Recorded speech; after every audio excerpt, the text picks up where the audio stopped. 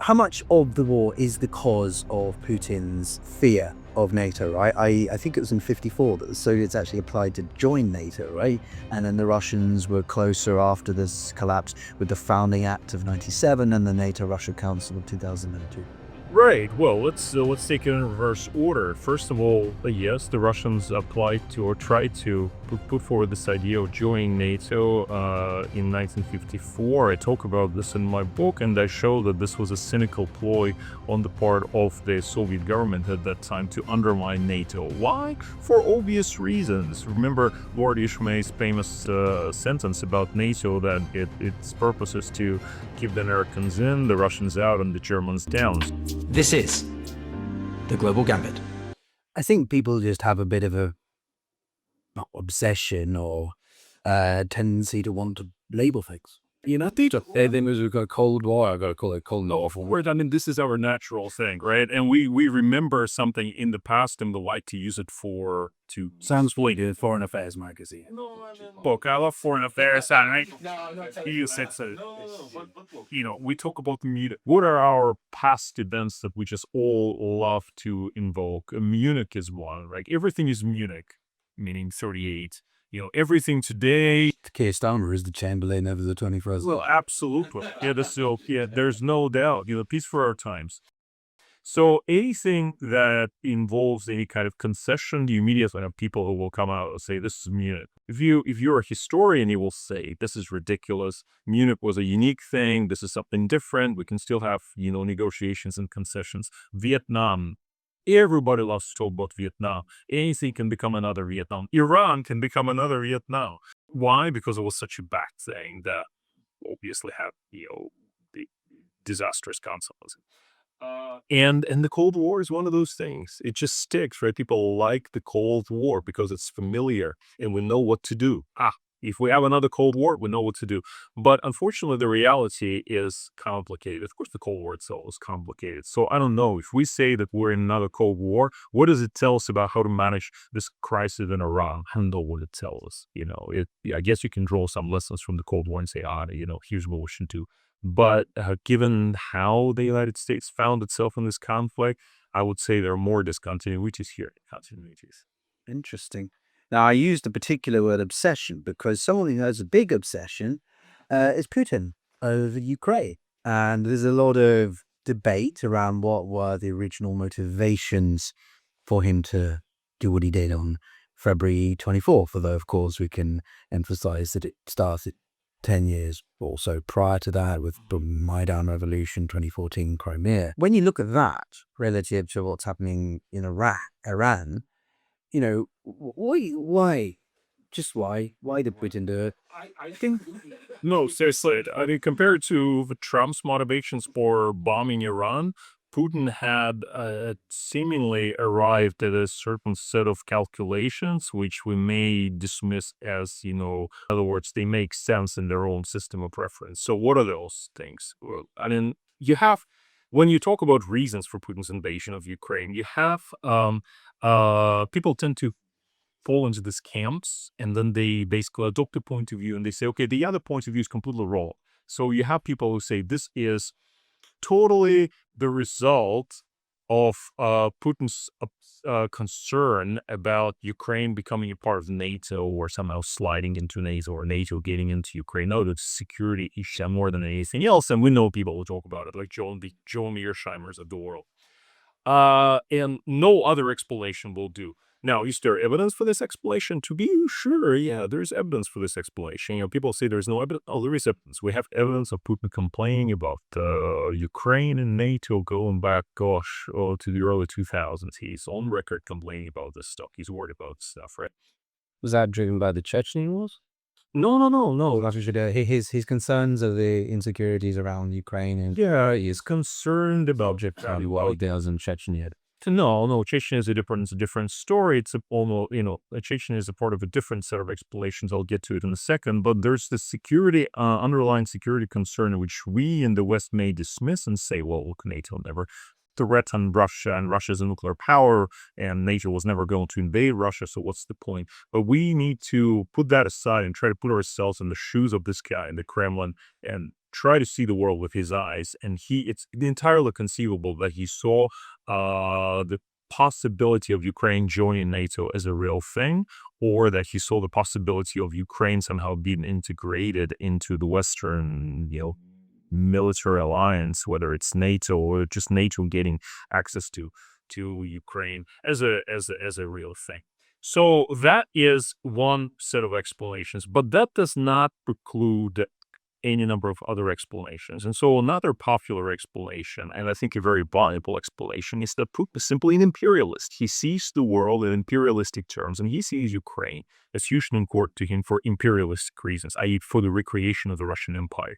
You have to have Ukraine because this will restore Russian kind of imperial. But if I can just interject on that point, because this is something I've asked previous historians on this, does he want the Soviet Union or does he want the Russian Imperial?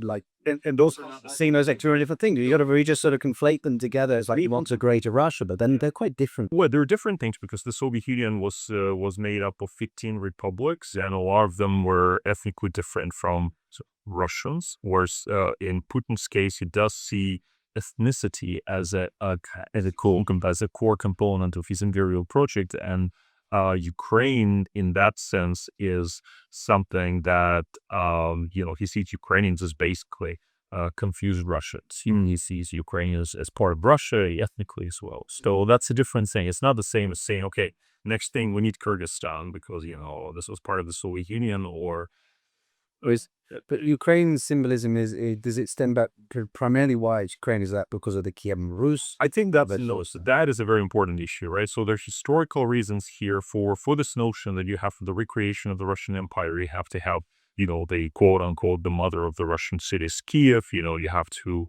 kind of expand your power into that area that was traditionally part of, so at least Catherine the Great was part of the Russian imperial space. So we notice there evidence that he's an imperialist and he thinks in those terms. Absolutely, there is evidence, right? We have his various articles and various, statements about Ukraine not being a real country and Ukrainians not being a real people. How many times did you talk about it? So if you're a historian, you're trying to weigh the different bits and pieces of evidence. You can say, well, there's security rationale, there's evidence for it. There's the imperial rationale, there's evidence for it. I, as somebody who's written a book about Russians striving for greatness. That's not. Unfortunately, it's not here. It's a poem called "To Run the World." It's a paperback edition. It's going to be in a description for everyone. Everybody buy it, To Run the World. But in that book, I basically try to explain Soviet foreign policy during the Cold War with reference to the Soviets striving for recognition, Soviets striving for greatness. And you can say that Ukraine, in this sense, is also a way for Putin to reclaim Russian greatness. And reward the world in a way that kind of increases Russia's position, right, and the perch that Russia occupies in the hierarchy of the world through a military campaign like this. The idea here is not so much about Ukraine per se, but about Russia's greatness. So is there there's also about food. He talks about these kind of things. I'll give you one interesting example. So many of your listeners will know Steve Rosenberg, who's kind of leading One of my, probably my favorite journalist. Steve is just amazing, right? He's got this amazing coverage of Russia, and he's out there in Moscow on a daily basis trying to understand what's going on. But anyway, so he went to one of these press conferences with Putin, and he asked, remember he said that, do you think Russia feels safer now that, Ukrainian troops Russia? And Putin said, Putin, instead of saying, oh, but, NATO, and oh, but, Ukraine is being a security threat or something like that. Yeah, he said something like that, right? He didn't, contrary to Mearsheimer's expectations. He said something else. He said, you, meaning the West, you were looking down or you were trying to put us into our place. Those are exact words, right? You were trying to put us into our place. And so that is this notion of kind of using Ukraine as a way, or, conquering Ukraine as a way of reasserting Russian greatness, imperial greatness again. So I think it's part of the imperial explanation, but I think it also can stand on its own because it highlights this idea of recognition, which is what I also do in my book. But why, when did the world, okay, Russia was in a very weak place with the shock therapy policies of the 90s. And, Yeltsin was considered a bit of a laughing stock, well, big laughing stock, let's be honest with. And my mother has a story of when she was in Ireland and he landed on the tarmac of, I think it was a local Arab airport somewhere in, I know it's in Shallow. Germany. I think. Yes, yes. It was 994, I think. Okay, so yeah, of course we have a story in my head. They had the whole welcoming party, and they're like standing there, and it's Robin was there. Supposed to be. Yeah, not like he's part of a delegation, but she happened to be in Ireland. That's all over the place. Did you? Because she'd been in Russia.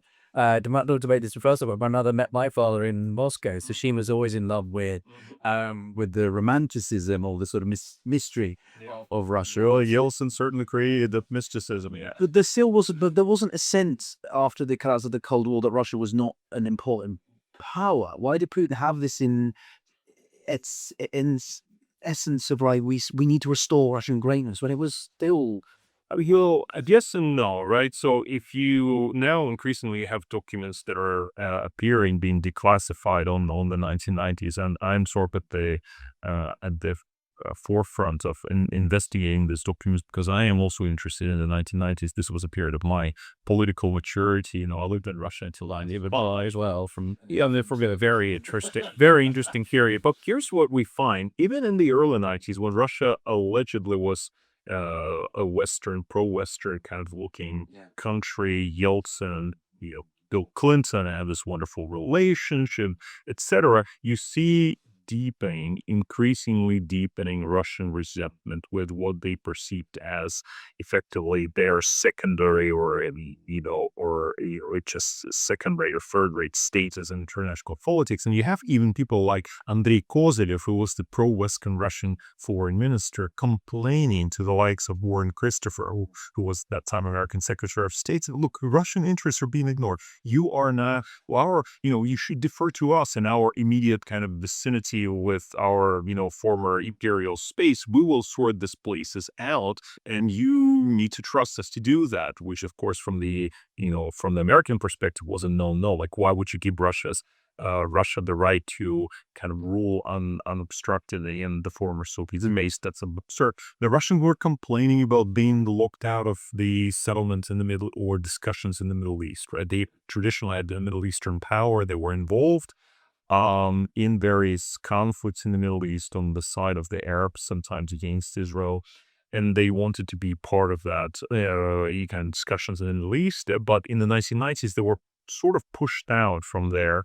And it was only with Putin's arrival that you obviously have kind of Russia reasserting itself in places like Syria, for example, etc. And then also Iran, which is also an interesting story, how Russia normalized this relationship with Iran, a really fascinating story. But then you have Bosnia and Dayton settlement, right? The Bosnia Wars, or how important were the Russians? The Russians were basically kind of pushed outside of that as well. They were formally part of that, but in reality, they were not really playing a role whatsoever. And they saw the NATO bombing campaign of Yugoslavia, or former Republic of Yugoslavia, in 1999 as a slap in the face. So you say that they retained their great power status, but they were economically, they were a disaster, right? They were just absolutely, the whole country was in meltdown. I remember Russia in 98 when they had the crisis. I was in Moscow at that time. It was just chaos. It was terrible. So humiliation, and people were looking for a way to return to glory, because for Russians, glory is so important to they will go to enormous material sacrifice in order to just satisfy their striving for glory and recognition. And I don't know if it's peculiar to the Russians or it's just a more general human trait, but the Russians are particularly affected by this problem.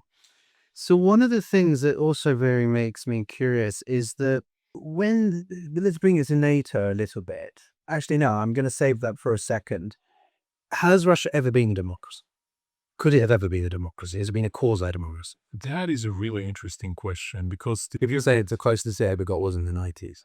well, okay, so it was and wasn't, right? So for example, you could look at Russia. The early 1990s is a relatively open democratic period, but then this is also the period when in October 1993, Yeltsin did what?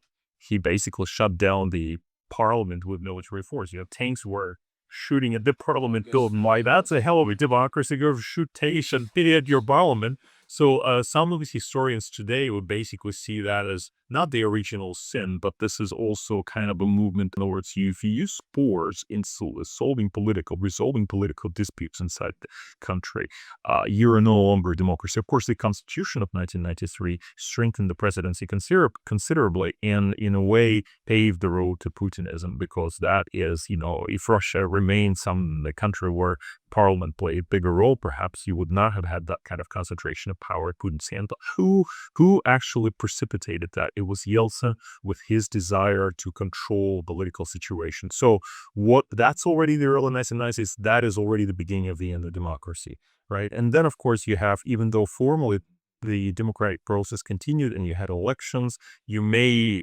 point to the 1996 presidential elections in Russia and ask yourself, well, how free and open were those elections? That there's some interesting questions around that. How Yeltsin, whose popularity was in single digits, somehow bounced back to this to win presidency for the second time. So there, and obviously the oligarchs come into this picture. You have the laws per share, the whole corruption story of mid-1990s and late 1990s Russia. How compatible is that with democracy? So Russia was a deeply flawed, maybe still democracy, but it was well on its way towards authoritarianism. You even have people today like a historian, my fellow historian, Steve Kotkin, who basically say that there's a traditional desire in Russia for the strong hand, which helps explain that, right?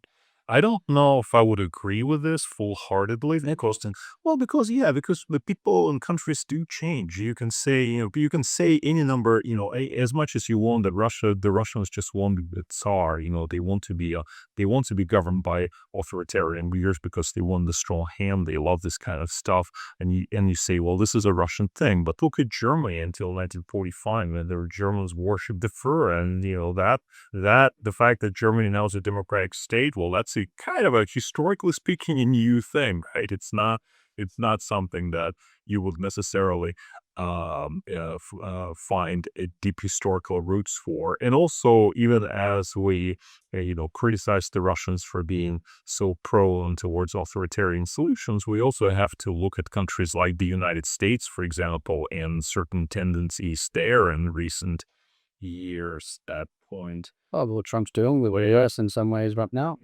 He's best undermined. There's some, yes, democracy is being undermined in some ways, and that is very disturbing, right? Very disturbing.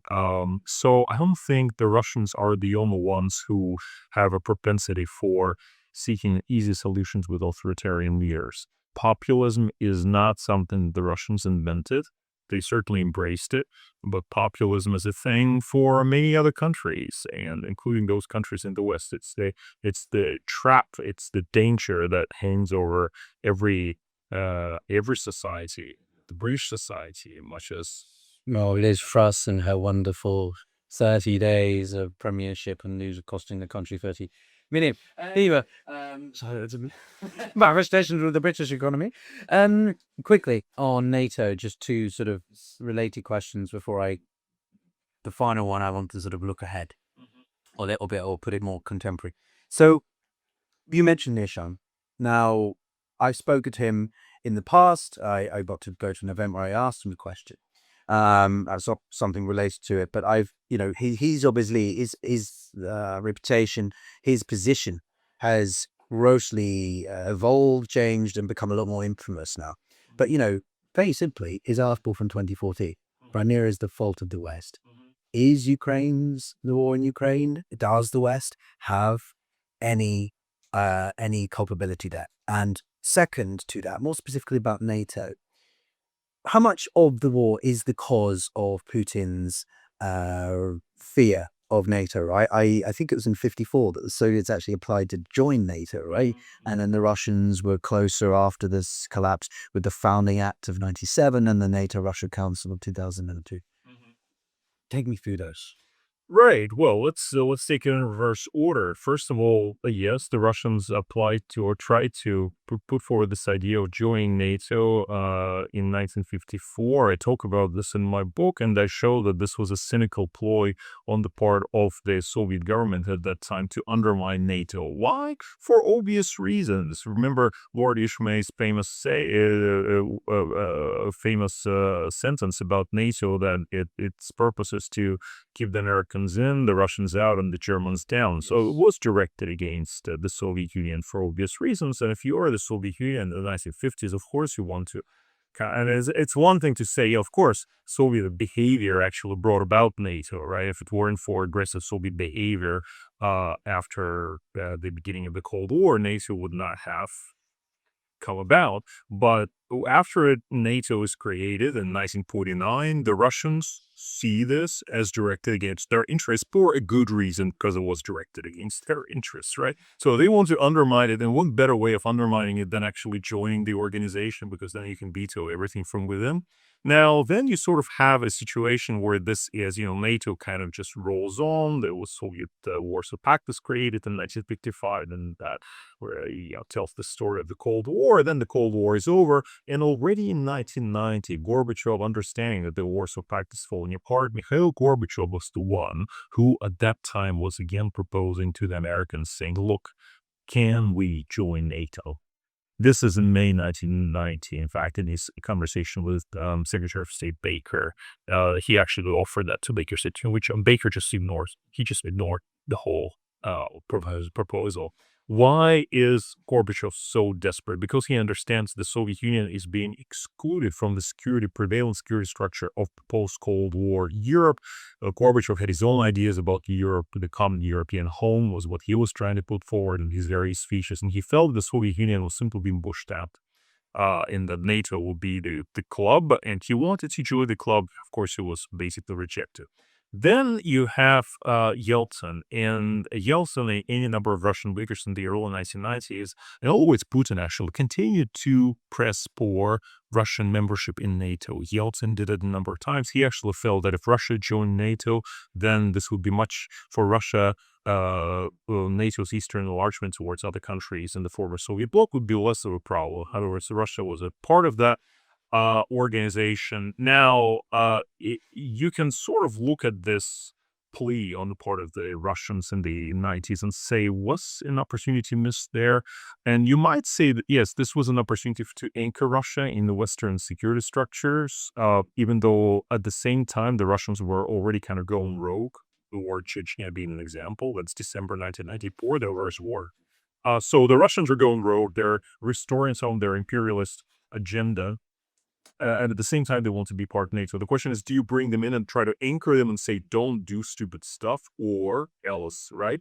Or on the other approach, of course, is you understand that taking the Russians into NATO at that time, whether as full-fledged members or something like, the French model, which at that time excluded participation in the military structures of the alliance. Yeah, this is what the Russians wanted, actually. Would that be a good thing, or would that have paralyzed NATO? And you can make the argument that it would have actually paralyzed NATO and made life more difficult for the Eastern Europeans, because they knew, or like looking at Russia saying, these guys are weak now, let us get in. And they were pushing for NATO enlargement, right? So if you look at countries like Poland, Czech Republic, Hungary, they're the ones that are pushing for NATO enlargement because they understand that this is the mole. At least the Russians are weak and they'll come back. It's like the bear is slightly in the bears in the woods. It's wounded, but it'll come back and still bite them, and they need to be in NATO. So the question is, do you want to let the Russians in under those circumstances and potentially undermine NATO as the most effective military alliance in history? Or do you just say, no, we'll just try to cooperate between Russia and NATO? And this is the road that was ultimately chosen, right? This is the road that is chosen with the Russia-NATO Council that you referred to in the late 1990s. This kind of decisions were made. So that is part of, that's to answer this part of your question. As to Mearsheimer's arguments and whether the West is responsible for what transpired, there's a Chinese saying that it takes two hands to clap. And I think I think there's an English saying, right? It takes two to tango, but it's not exactly. No, it's not. It's not. It's like the Chinese one before, and it's interesting. Yeah. The Chinese saying it takes two hands to clap. in a sense, you have, you can blame the Russians and say that they're imperialists, etc. And all of that is true. But the West also contributed to some extent, and certain mistakes were made, I think, along the way, which brought us where we are. I'll give you one example that is really interesting. The 2008 Bucharest summit, where Ukraine and Georgia are promised some future in NATO, which was very unclear at that time. Like, what would that future look like? What's the real intention to do it? And in fact, we find out now from historical documents that really there wasn't really an intention. There was a kind of an open-ended promise, but there was not enough was done to actually integrate or make it possible for Ukraine, never mind Georgia, to join NATO after the Bucharest summit of 2008. So was that even necessary in this case? If nobody really took this prospect seriously, then why do you then do something like that and encourage the Ukrainians to think that they can somehow liberate themselves from this Russian imperialist yoke and therefore adopt more potentially anti-Russian policies without actually intending to render them a helping hand, right? So that in other words, you do enough to provoke the Russians and not enough to help Ukraine. I think that is a mistaken policy that historians will still come back to and try to investigate. By the way, one of the Bush administration, George W. Bush's administration's bad policies. I don't know if any of his policies were actually any good, but we already talked about Iraq. But this is another one. He's saying here, I think he's saying right now, thinking there's some analysis and memes. Well, given the disasters of American foreign policy since the invasion of Iraq, I think Trump so far is not doing too badly. It's a controversial thing to say. It's a controversial. We'll know historically, right? If this ends up as just demise of the world order and America's and then collapse of America, we'll say, okay, we'll blame everything on Trump. But this is not to find excuses for Trump, is strange things. But what I'm trying to say is that there are some mistakes, including in the way that perhaps the United States conducted itself vis-a-vis Russia at that time, whether it's in the arms control area, like Russia is 100% responsible and the West is 0% responsible. It's very difficult to divide up the blame, but I would say that perhaps the West in their post-Cold War policy towards Russia missed a few turning points, a few opportunities to do things differently that we know now about in retrospect. Yeah, I'm going to get some flack, or I do already, because I'm half Russian and half English, but I try to use that as my framing when I talk about these things, because I think it's an interesting lens about the personal identity. Well, it was a crisis, but yeah, there's the struggles I have with knowing how to feel about this. And what I mean by that is simply that I think it would be, you started at the beginning of this segment on people who will take one view entirely and dismiss anything else, and I can't stand that. Because it's not how history, international relations, geopolitics, war work. That means you're a fox, because there's this dichotomy between foxes and hedgehogs that Isaiah Berlin put forward. Hedgehogs are the ones that believe in one thing deeply and just refuse to take any other view. Mearsheimer is a classic case, and foxes are the ones who are like, okay, there's some truth here, there's some truth here. Let's see the Roy Dale. It says gray areas, lots of gray areas. As a historian, I'm a fox, right? I love that analogy. No, from my perspective, it's like people hear me questioning the role of the West in what has led to now, and they're like, "Oh, so you don't support Ukraine?" So, no, I support Ukraine's sovereignty, territorial integrity, the right to choose where it pivots, right? Because Ukraine, in some people's eyes, has always been a tug of war between West and East, and the more Western or shifting orientated the country became with the Orange Revolution and so on, the more fearful and paranoid that triggered the Kremlin, Putin, to become that they were losing control. Because Ukraine in the late 2000s, early 10s, they had a visa system or agreement with the Russians. You could go study there. Economic commerce was overlapping. So the more westernized it shifted, the more that triggered Putin to push for this.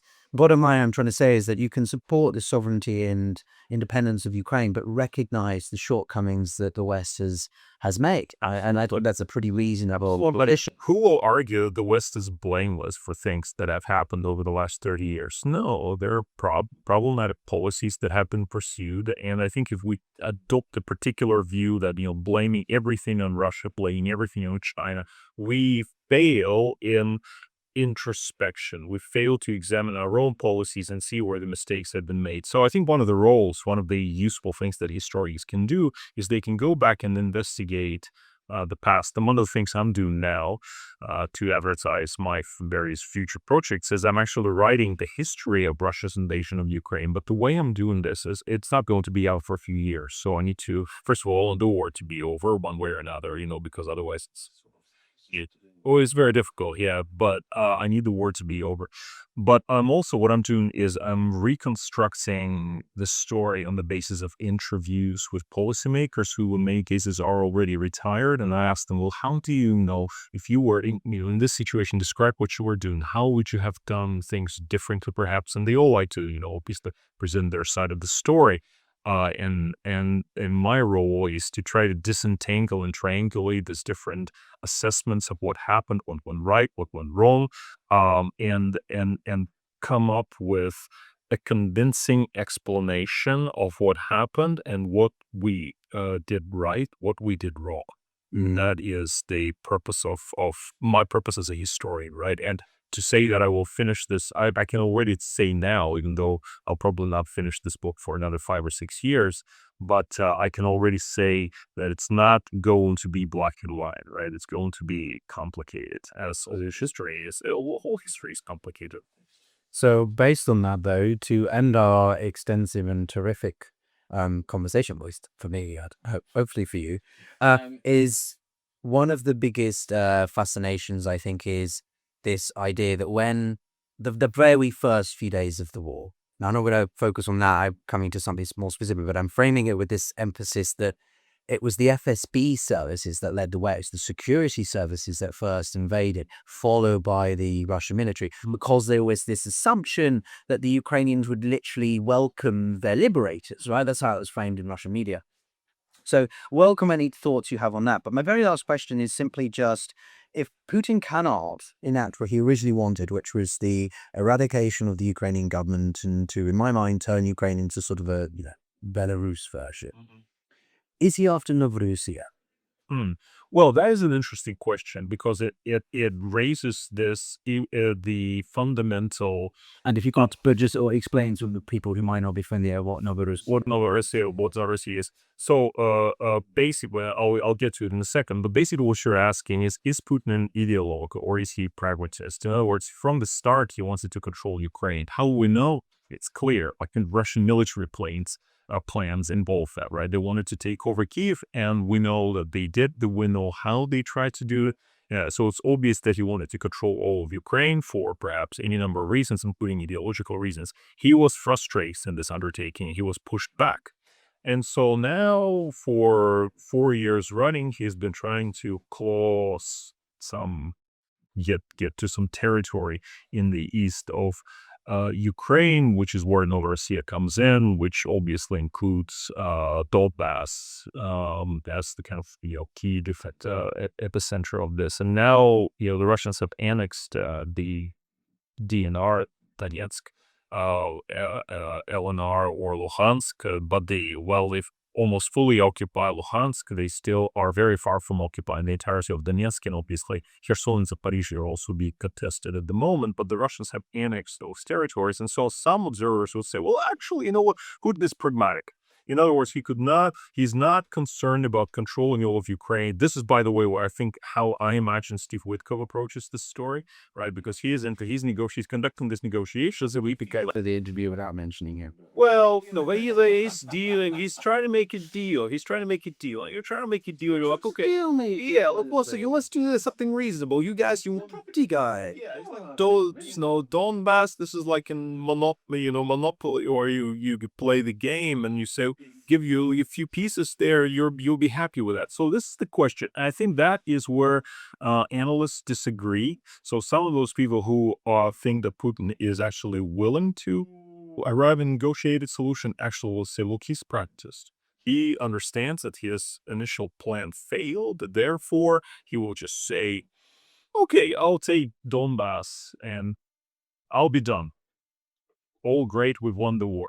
Now, there are other people, including many Ukrainians who I've spoken to, who will say, no, this is not how it works. This guy is ideologically obsessed with control of Ukraine. And no matter what we sign now, he will come back later and say, no, we want all Ukraine because that is important for Russia's imperial greatness and all those things we talked about, the reasons that he made it in the first place, right? So where do I stand on this? I'm more inclined to be with that camp that Putin wants Ukraine, all of Ukraine, and not just Donbass.